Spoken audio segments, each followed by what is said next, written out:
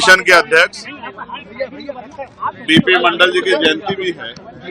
उन्हीं की जयंती के अवसर पे मामला रामस्वरूप वर्मा जी के इन दोनों ही महान पुरुषों के जयंती और उनके अवसर पे जो है एक कार्यक्रम हम लोगों ने सामाजिक न्याय सम्मेलन हमने रखा है बांदा में, उसमें मैं शामिल होऊंगा। उत्तर प्रदेश में जिस तरह के हालात चल रहे हैं उसमें जिस तरह से अखबार पढ़ने पे तमाम महिलाओं के साथ हत्याएं, रेप, चोरी, डकैती, भ्रष्टाचार खबरें आ रही है, ये उत्तर प्रदेश की कानून व्यवस्था और जो गरीबों, कमजोरों, किसानों की दमन की राजनीति चल रही है, ये उसका सच है।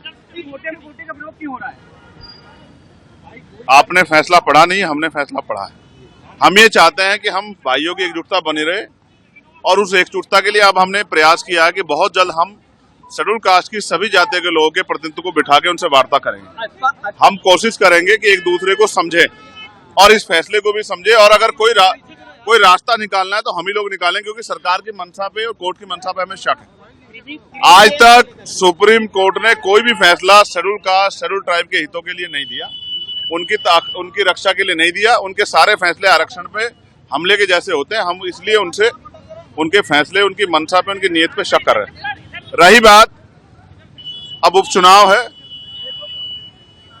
मेरा प्रयास रहेगा कि इरफान भाई को जिस तरह से उनका उत्पीड़न किया गया है, जिस तरह से उनको सताया गया है, ये किसी से छिपा हुआ नहीं। तो मैं कोशिश करूंगा कि आजाद समाज पार्टी के जरिए हम लोग उनकी आवाज को भी उठाने का काम करें। उस विधायक को पीटना चाहिए। भाजपा के नेताओं के कुछ नेताओं के दिमाग खराब हो गए, वो हैसियत से ज्यादा बोलने लगे और कभी कभी वो अपने नेताओं खुश करने के चक्कर में ये भी भूल जाते हैं कि इसके परिणाम क्या हो सकते हैं। बहन जी हमारी नेता है, आदर्श है, उनके सम्मान से अगर उनके सम्मान में कोई गलत शब्द कहेगा तो फिर भीम आर्मी के लोग, आजाद समाज पार्टी के लोग उससे हिसाब किताब करेंगे। इस बात को मैं उनको सावधान करना चाहता हूँ। नहीं, कोई चुनौती नहीं। आजाद समाज पार्टी के लोग मेहनत कर रहे हैं, जनता उनके साथ खड़ी है। यस, उसमें पार्टी अपनी तैयारी कर रही है और पार्टी का स्टेट का जो ऑर्डर होगा हम लोग उसको फॉलो करेंगे। मिशन के अध्यक्ष बीपी मंडल जी की जयंती भी है। उन्हीं की जयंती के अवसर पे मामला रामस्वरूप वर्मा जी के इन दोनों ही महान पुरुषों के जयंती और उनके अवसर पे जो है एक कार्यक्रम हम लोगों ने सामाजिक न्याय सम्मेलन हमने रखा है बांदा में, उसमें मैं शामिल होऊंगा। उत्तर प्रदेश में जिस तरह के हालात चल रहे हैं उसमें जिस तरह से अखबार पढ़ने पे तमाम महिलाओं के साथ हत्याएं, रेप, चोरी, डकैती, भ्रष्टाचार खबरें आ रही है, ये उत्तर प्रदेश की कानून व्यवस्था और जो गरीबों, कमजोरों, किसानों की दमन की राजनीति चल रही है, ये उसका सच है।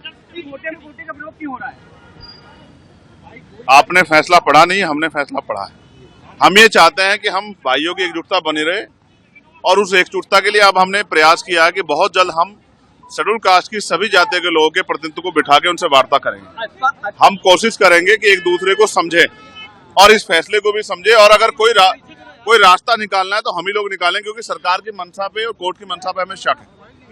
आज तक सुप्रीम कोर्ट ने कोई भी फैसला शेड्यूल कास्ट, शेड्यूल ट्राइब के हितों के लिए नहीं दिया, उनकी रक्षा के लिए नहीं दिया। उनके सारे फैसले आरक्षण पे हमले के जैसे होते हैं। हम इसलिए उनसे उनके फैसले, उनकी मंशा पे, उनकी नीयत पे शक कर रहे हैं। रही बात अब उपचुनाव है, मेरा प्रयास रहेगा कि इरफान भाई को जिस तरह से उनका उत्पीड़न किया गया है, जिस तरह से उनको सताया गया है, ये किसी से छिपा हुआ नहीं। तो मैं कोशिश करूंगा कि आजाद समाज पार्टी के जरिए हम लोग उनकी आवाज को भी उठाने का काम करें। उस विधायक को पीटना चाहिए। भाजपा के नेताओं के कुछ नेताओं के दिमाग खराब हो गए, वो हैसियत से ज्यादा बोलने लगे और कभी कभी वो अपने नेताओं खुश करने के चक्कर में ये भी भूल जाते हैं कि इसके परिणाम क्या हो सकते हैं। बहन जी हमारी नेता है, आदर्श है, उनके सम्मान से अगर उनके सम्मान में कोई गलत शब्द कहेगा तो फिर भीम आर्मी के लोग, आजाद समाज पार्टी के लोग उससे हिसाब किताब करेंगे। इस बात को मैं उनको सावधान करना चाहता हूँ। चुनौती समझते हैं या फिर नहीं, कोई चुनौती नहीं। आजाद समाज पार्टी के लोग मेहनत कर रहे हैं, जनता उनके साथ खड़ी है। यस, उसमें पार्टी अपनी तैयारी कर रही है और पार्टी का स्टेट का जो ऑर्डर होगा हम लोग उसको फॉलो करेंगे।